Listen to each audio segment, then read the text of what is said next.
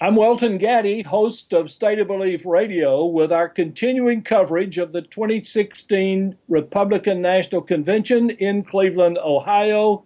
It's Tuesday, July 19th, and I'm joined by Rabbi Jack Moline, president of Interfaith Alliance. Welcome, Jack.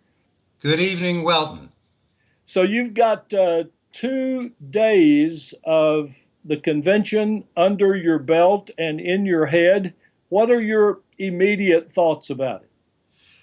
Well, before I give you my immediate thoughts, I have to make clear to our viewers and listeners that we are a 501c3 organization. If I'm talking about the Republicans today, it's only because they're in the news, not because I'm implying any endorsement or criticism of any candidate.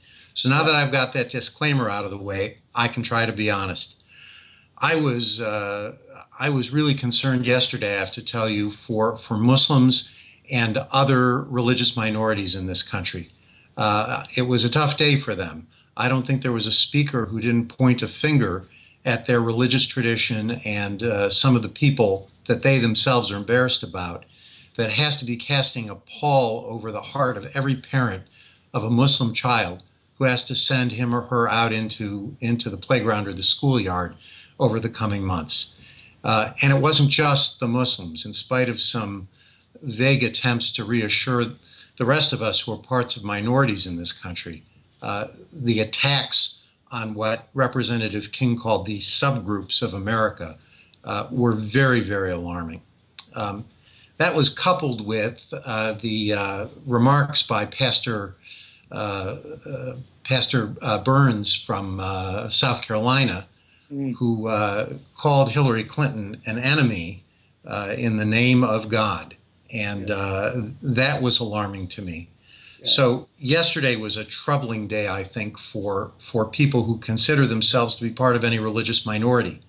Today, I have to tell you, I heard the intellectual life of any educated American dismantled by speaker after speaker.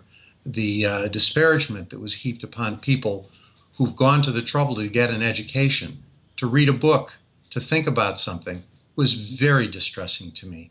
And to hear those sentiments cheered by the Republican Party, which has a proud history of intellectualism going all the way back to Abraham Lincoln, was very, very distressing to me. We've seen religion enter into the convention a few times already, and you have alluded to several. Let's start with what you think beyond the prayer, which I heard is the most sectarian prayer that I'd ever heard, almost in a religious convention, much less the party convention. What else about religion have you seen that you either were pleased with or very displeased with?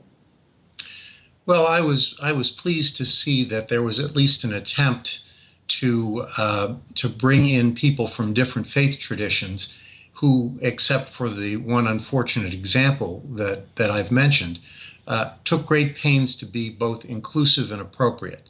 There is a place for religious expression in a political convention, and it is to remind people of their better natures and the better values of what they are, what they're there to do, which is to lift up this country and to propose a candidate and a set of values that will guide it for the next number of years. So that part of it was very encouraging to me. Unfortunately, in between some lovely prayers, benedictions, and invocations, there was an awful lot of cheerleading for a particular brand of Christianity. Speaker after speaker got up and proclaimed a faith in Jesus and asked essentially for affirmation from the 4,700 delegates who were there. If the Republican Party is as diverse as they like to claim it is, there was a disconnect there. I see. Yes.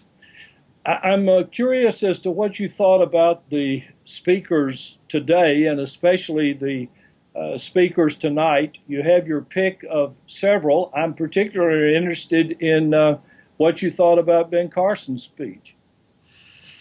Dr. Carson criticized Secretary Clinton for considering Saul Alinsky a mentor. And the justification he gave for that is that in Saul Alinsky's book, Rules for Radicals, The dedication page includes a dedication to Lucifer, the original rebel. Mr. Carson then went to great pains to associate Hillary Clinton with Lucifer, with the devil, and to claim that this is a country that is based on God and godliness, and that the choices are clear. We're either going to follow the path that our founders sent us down, one nation under God, or we're going to go to the godless satanic nominee from the other party. I was absolutely horrified. Jack, I know you have a lot of friends on the Republican side of the aisle. I'm curious if you've had any conversations about the convention and what the reaction has been so far among the people who are the target audience for this event.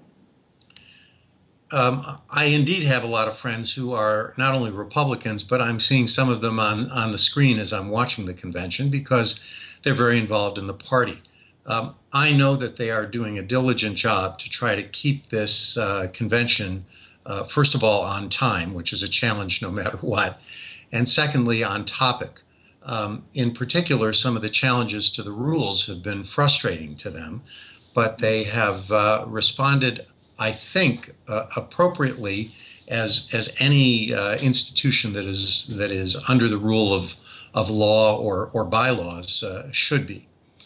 But I will say that in my conversations with people, there was a certain frustration that there was no figuring out how the party got to where it is right now.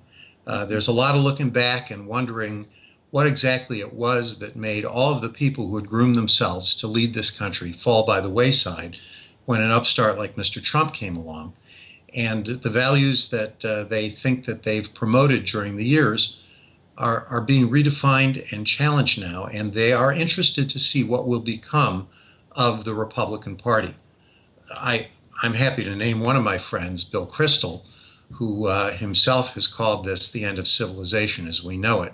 I think that's a little bit of hyperbole, at least, especially since I'm not sure that even if Mr. Kristol were in charge, we'd be in a whole lot better shape than we are right now. But there's consternation.